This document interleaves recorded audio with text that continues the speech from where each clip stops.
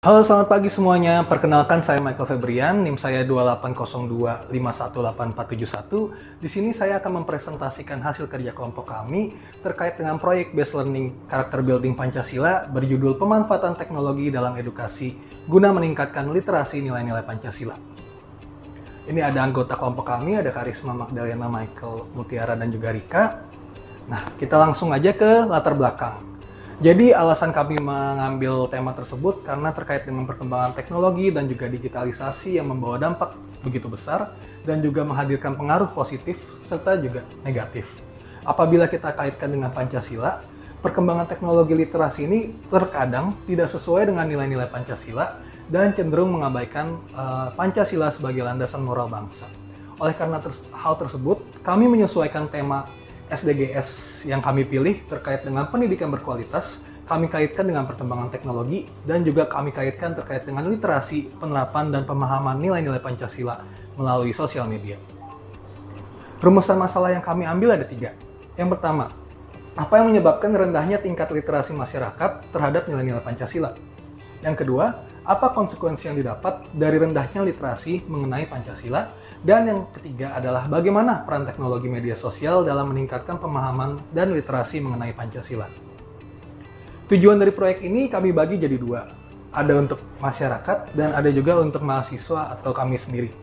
Untuk masyarakat, dampaknya dan tujuannya adalah meningkatkan pemahaman terkait Pancasila sebagai ideologi negara, menumbuhkan kesadaran masyarakat, khususnya generasi muda, terkait pentingnya penerapan nilai-nilai Pancasila, dan juga menjaga persatuan kesatuan masyarakat Indonesia. Sedangkan bagi mahasiswa, tujuannya adalah untuk membangun sikap tanggung jawab dan budi pekerti luhur, kemudian menumbuhkan integritas dan sikap menghargai sesama, serta meningkatkan kepedulian sosial dan juga kontribusi mahasiswa terhadap masyarakat. Untuk metode pelaksanaannya, kami bagi menjadi observasi dan wawancara dan juga pembuatan konten. Di observasi dan wawancara ini, kami menentukan target audiensnya, kemudian menganalisis tren penggunaan media sosial, selanjutnya kami kaji konten-konten di media sosial tersebut, lalu kami melakukan wawancara dengan narasumber terkait. Sedangkan untuk pembuatan kontennya, kami menyusun konsep dan tema konten, serta pertanyaan terkait wawancara, desain infografis dan membuat video wawancara, serta mengunggah konten tersebut ke platform sosial. Nah, dari pengamatan kami dan juga analisis kami, di lapangan ini, beberapa yang kami peroleh terkait dengan tadi literasi Pancasila tersebut adalah edukasi melalui media sosial dengan penyampaian yang menarik lebih efektif dibandingkan kita menggunakan metode konvensional. Kemudian generasi muda lebih tertarik pada konten digital yang sifatnya singkat dan interaktif. Kemudian kami juga mencari tahu bahwa konten yang membahas terkait penerapan dan pemahaman Pancasila tersebut tidaklah terlalu banyak. Jadi banyak juga konten-konten yang tidak sesuai dengan nilai-nilai Pancasila. Kemudian dari hasil wawancara kami mendapatkan bahwa narasumber mendukung penggunaan teknologi untuk meningkatkan literasi dan juga edukasi masyarakat bagi penerapan nilai-nilai Pancasila. Nah, lantas apa solusi dan strategi implementasi yang kami lakukan? Di sini kami ada membuat konten interaktif melalui infografis terkait nilai-nilai sila-sila Pancasila, ada video pendek juga yang edukatif, dan juga video podcast wawancara interaktif dengan narasumber. Kemudian yang bisa jadi solusi juga adalah dengan meningkatkan literasi digital, mengedukasi masyarakat terkait pentingnya memilah informasi di media sosial, dan juga mencegah hoax dan propaganda negatif. Solusi lain yang bisa dilakukan adalah kolaborasi dengan komunitas. Jadi kita bisa mengajak konten kreator atau influencer untuk menyebarkan nilai-nilai Pancasila. Dan yang terakhir, tentunya tidak lupa untuk evaluasi dan pengembangan berkelanjutan untuk mengembangkan strategi edukasi yang sifatnya inovatif dan juga menganalisis efektivitas apakah konten tersebut sudah layak dan juga sudah sampai pesannya ke masyarakat publik. Kemudian ini proyek yang kami lakukan, ada membuat infografis mulai dari sila pertama, sila kedua, sila ketiga, sila 4, dan juga sila kelima. Dan ini kami buat kontennya, kami unggah ke feed Instagram.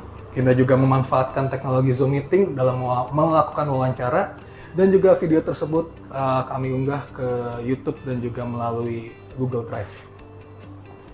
Nah, dari hal tersebut, dari proyek ini, saya pribadi Proyek ini memberikan banyak pelajaran berharga bagi saya dan juga rekan-rekan saya. Proyek ini memberikan bahwa literasi Pancasila itu harus disampaikan dengan cara yang menarik dan juga relevan bagi masyarakat, terkhususnya generasi muda saat ini. Tentunya dalam membuat konten tersebut pastinya ada tantangan dan juga bagaimana agar pesan tersebut bisa tersampaikan dengan baik ke masyarakat, khususnya generasi muda. Tapi dengan tantangan tersebut, saya dan juga kelompok saya mempelajari bahwa pentingnya kreativitas dan juga kolaborasi serta kerjasama antar satu dengan yang lain. Kami juga menyadari bahwa media sosial ini bukan hanya sekedar hiburan, tapi juga bisa menjadi alat efektif untuk menyebarkan nilai-nilai Pancasila dan juga nilai-nilai kebangsaan. Dan menurut saya pribadi serta kelompok saya bahwa nilai-nilai Pancasila itu harus diterapkan di semua pihak, bukan hanya masyarakat sendiri, tapi pemerintah maupun juga di lingkup pendidikan maupun sekolah. Dan kami berharap bahwa dengan upaya kecil yang kami lakukan dalam proyek ini akan menginspirasi dan juga menjadi manfaat bagi orang lain, khususnya bagi masyarakat di Indonesia, untuk turut serta dalam menjaga dan menerapkan nilai-nilai Pancasila dalam kehidupan sehari-hari. Dan juga berterima kasih juga kepada Bapak dosen yang sudah memberikan kesempatan untuk kami dalam melakukan proyek ini.